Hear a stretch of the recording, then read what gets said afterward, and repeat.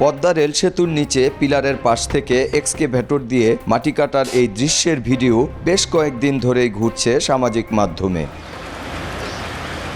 নারায়ণগঞ্জ সদর উপজেলার আলীগঞ্জে পদ্মা রেল সেতুর 85 থেকে 89 নম্বর পিলার পর্যন্ত নিচের মাটি ইতিমধ্যে অনেকটা অংশ কেটে ফেলা হয়েছে। কোথাও কোথাও তৈরি হয়েছে 5 থেকে 7 ফুট পর্যন্ত গর্ত।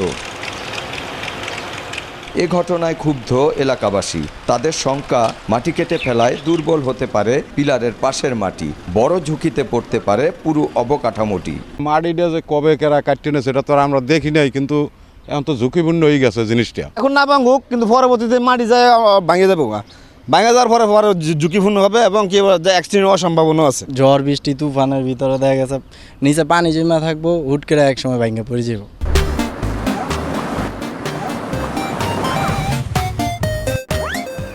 তো দেশের সম্পদ ঠিক আছে, কিন্তু ওইভাবে যে মাটিটা কাটা হয়েছে এটা তো ঠিকও নাই, তো ঝুঁকিপূর্ণ হয়ে গেছে। বছর পর বছর কাজ চলতেছে, মাটি পড়াইতেছে, এই করতেছে, সেই করতেছে, আনতেছে, রাখতেছে, নিতেছে। এগুলো প্রজেক্ট যারা পরিচালনা করে তারাই করে।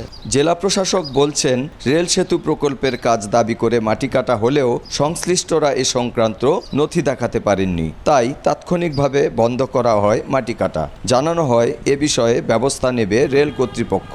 তাৎক্ষণিকভাবে তারা আমাদের কোনো কাগজ দেখাতে পারে নাই, তো আমরা বলেছি যে আমরা পুরোপুরি সন্তুষ্ট না হওয়া পর্যন্ত এই ব্যাপারে কোনো সিদ্ধান্ত আসবো না। এটার বিষয়ে রেলপথ মন্ত্রণালয় এবং পরিবেশ মন্ত্রণালয় যদি আপনারা ছাড়পত্র দেখাতে পারেন, অনুমতিপত্র দেখাতে পারেন, তারপরে এটা আমরা বিবেচনার বিষয়টি আছে, যেহেতু এখানে পাবলিক সেন্টিমেন্ট এবং পাবলিক রিঅ্যাকশনের বিষয় আছে। পদ্মা রেল সেতু দিয়ে প্রতিদিন ঢাকা থেকে ফরিদপুর, যশোর ও খুলনা রুটে ট্রেন চলাচল করে। পিলারের নিচের মাটি কেটে ফেলার ঘটনাটি নিয়ে ব্যাপক সমালোচনা হয় বিভিন্ন মহলে। শওকত আলী সৈকত, সময় সংবাদ, নারায়ণগঞ্জ।